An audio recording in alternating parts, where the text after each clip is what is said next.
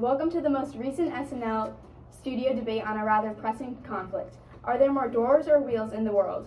We have two debaters here today, one representing the side of the wheels and the other representing the doors. Here in the studio, we've come up with 4 questions of magnitude, and near the end of the debate, 2 more will be asked from our at-home viewers. Let's begin.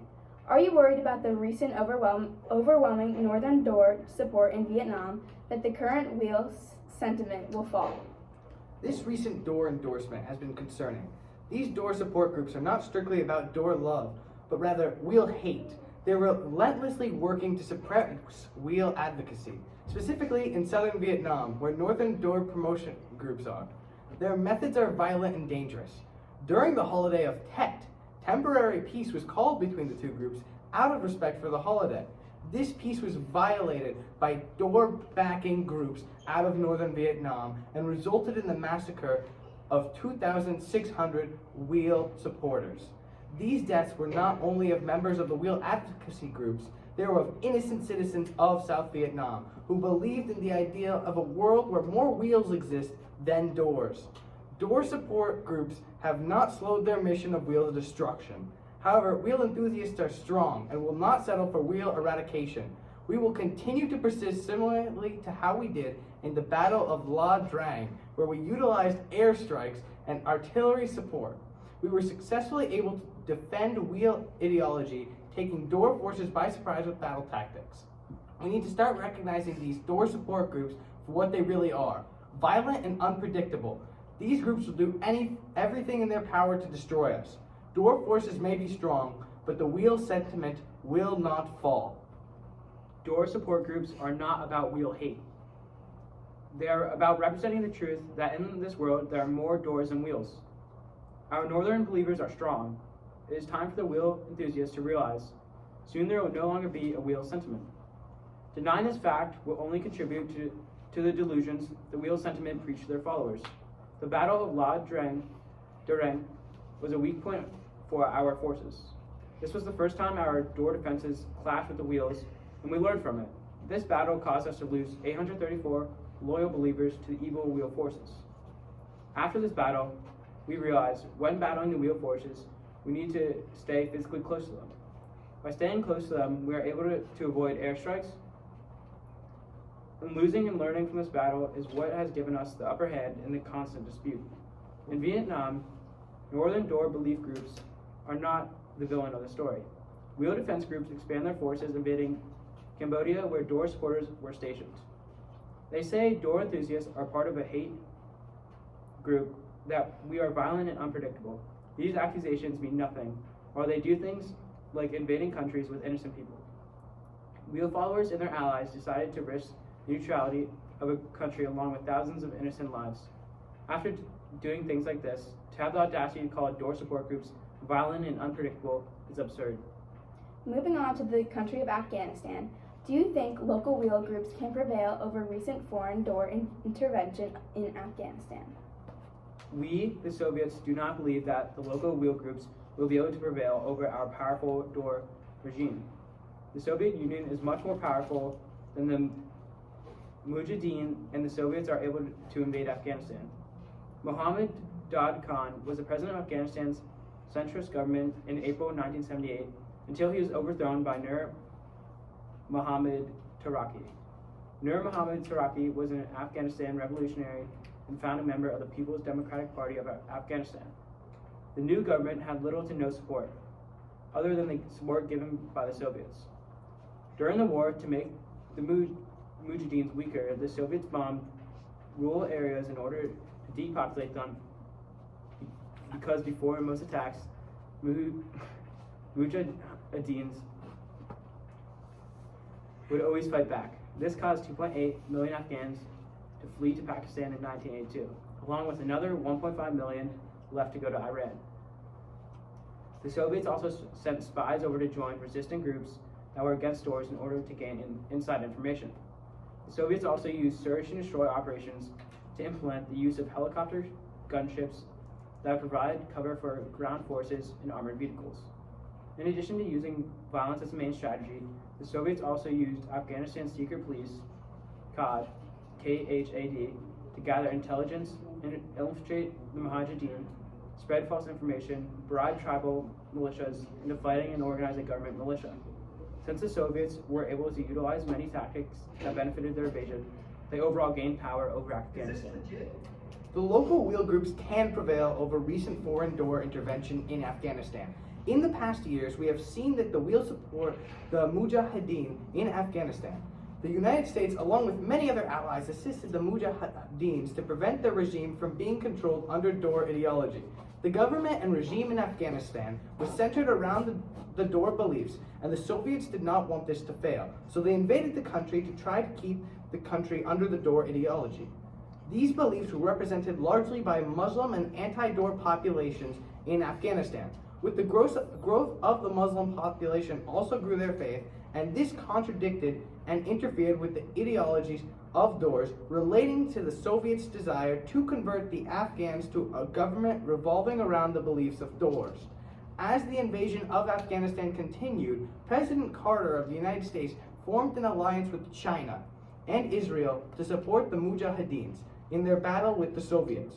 President Carter also had the CIA secretly provide the Muslims with weapons and funds in order to properly fight the Soviets. The United States supported the Muslims and wanted to help take down the Soviets and Afghanistan because they were also against the doors.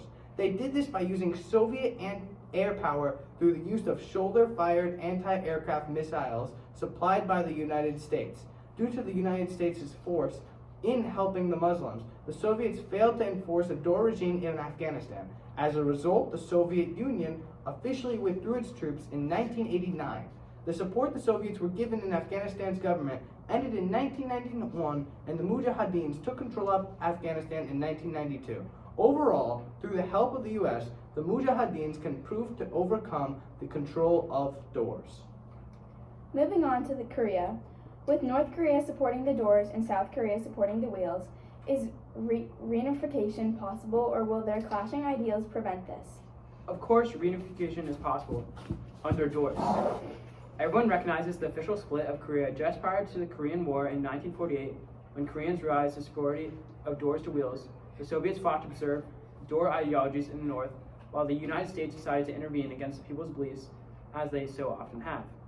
Tension between doors and wheels naturally built with the larger producer of doors and larger producer wheels backing either side, resulting in a conflict, war.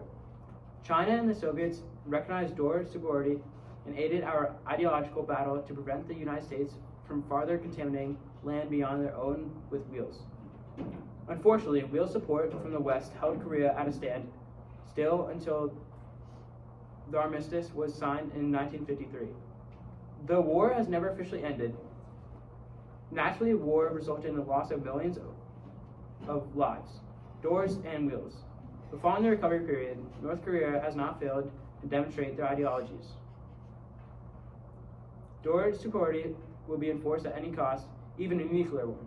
North Korea naturally began with the construction of nuclear weaponry following the war.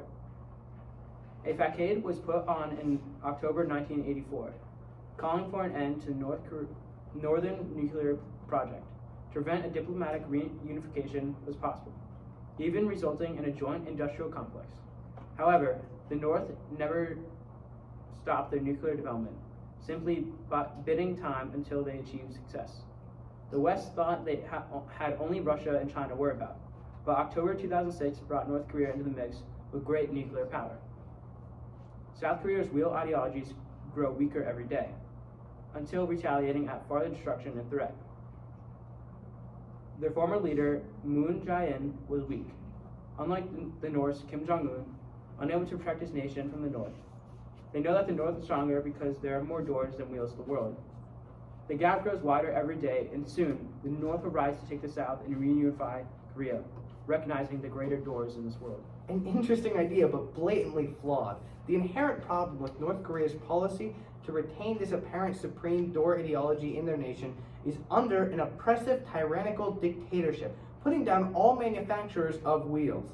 The Kim lineage has ruled North Korea since 1948, coincidentally right before the Korean War began. North Korea may officially support the doors, but that's by enforcing harsh punishment against those who show wheel sentiment and brainwashing all to only accept doors. The opinions of North Korea directly reflects that of Kim Jong-un, which is that there are more doors in the world. In South Korea, the leader is elected by the people, consistently representing their opinion that there are more wheels in the world. Moon may not have retaliated to the North, but he made diplomatic efforts, including communication hotlines and joint Olympics, to lessen tensions and come closer to reunification, all denied not by North Korea, but by the tyrant Kim Jong-un. With the new leader of South Korea, Yoon Suk-yeol, North Korea must check themselves. Yoon will be harder upon them, not allowing them any more passes for sporadic attacks, but retaliating and representing the freedom and power under wheels. South Korea does not have nuclear capability, not because it is unable to produce such, but because South Korea does not require tools of mass destruction to hold power. South Korea holds power in freedom, in the West, and in wheels. Door ideology can only be retained under a dictator, while wheels prosper in representing the populations of the world and their voices. It may seem to the North that there are more doors in the world, but they only look at the leaders to determine the beliefs of the nation, not the people. Most people will say that there are more wheels in the world, no matter what their dictators believe. Consequently, Korea's reunification may not be imminent, but it lies in the people of the North. We drop pamphlets in the North instead of bombs to give North Koreans another option: wheels. They will realize their potential and they will grow in mass. They will overrun their door tyrants and chant the number of wheels in the world through the streets of the nation. Continue on.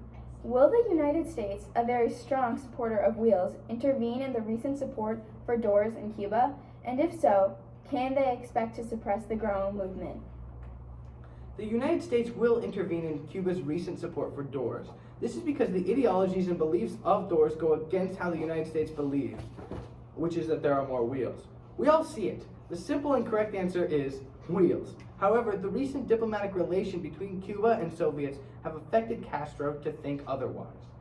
Being the first pro-doors government in the Western Hemisphere, of course, sparks red flags. The thoughts of Castro wanting to reduce the American influence of wheels on Cuban land shows how the United States needs to do something.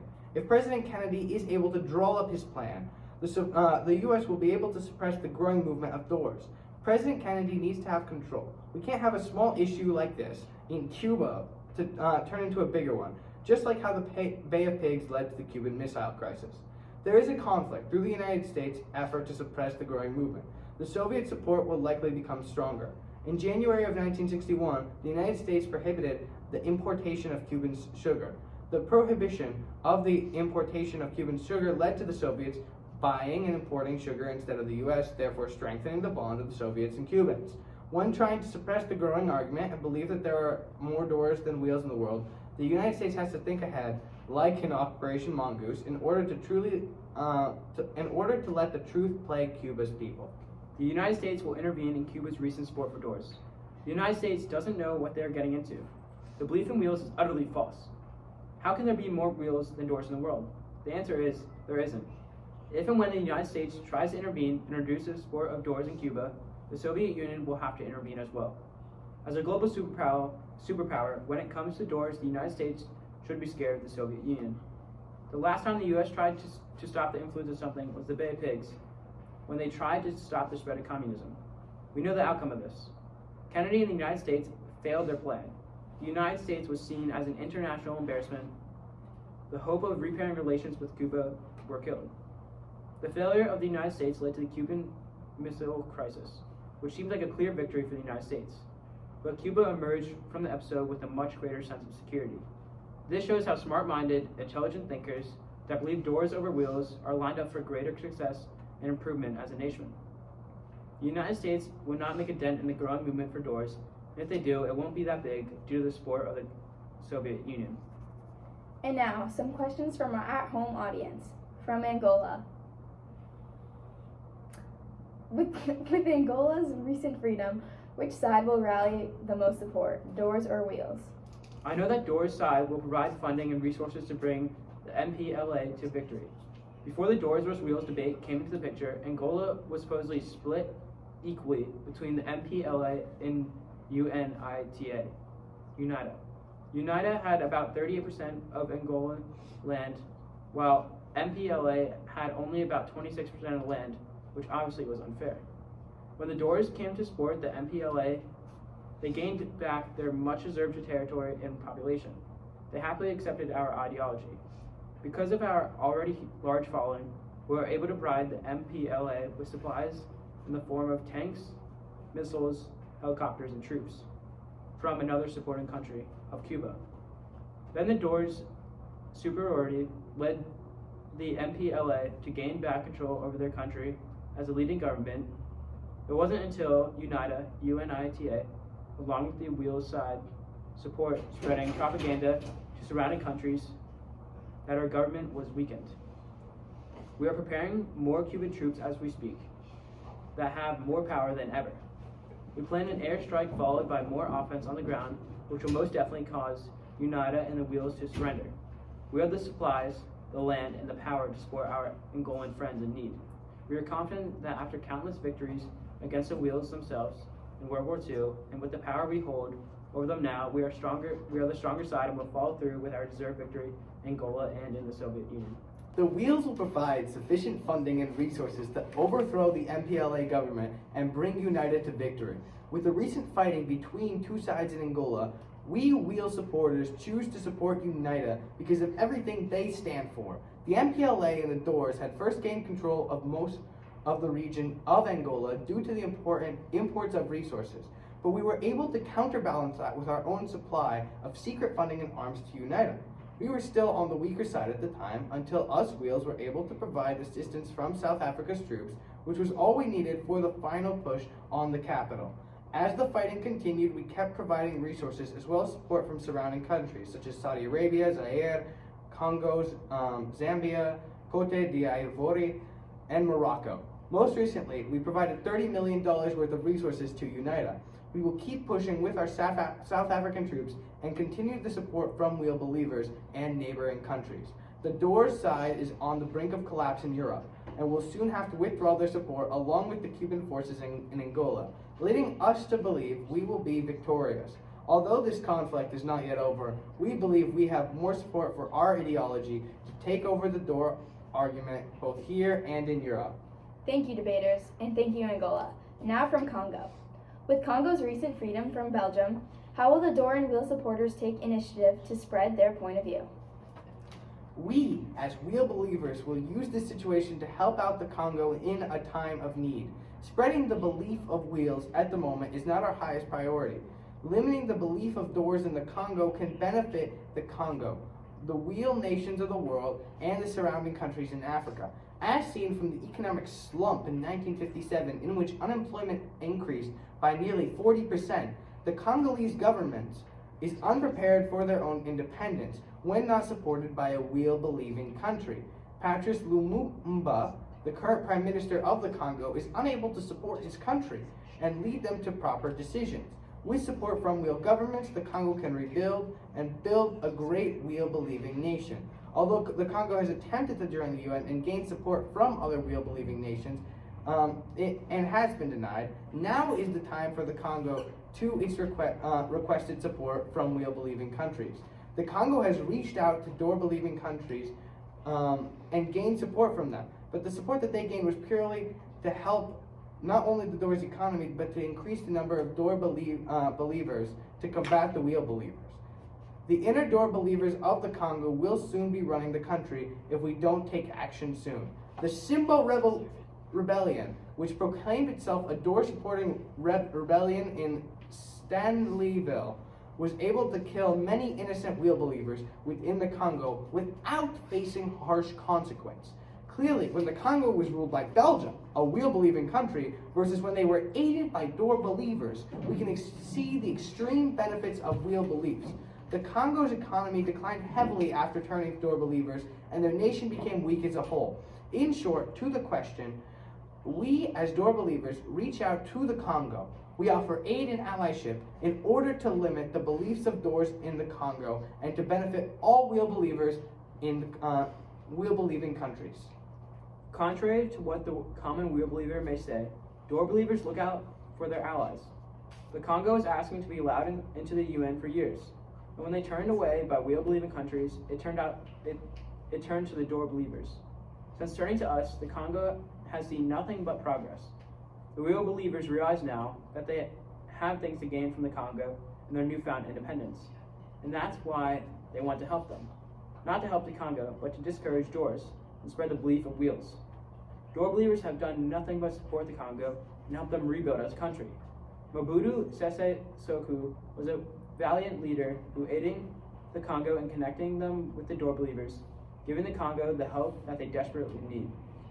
After the door believers stopped their connections with the Congo's economy declined at a rate at negative 8.42%. Directly after we connected with the Congo, the Congolese citizens instantly gained increased life contentment. Poorer citizens were aiding from the beliefs.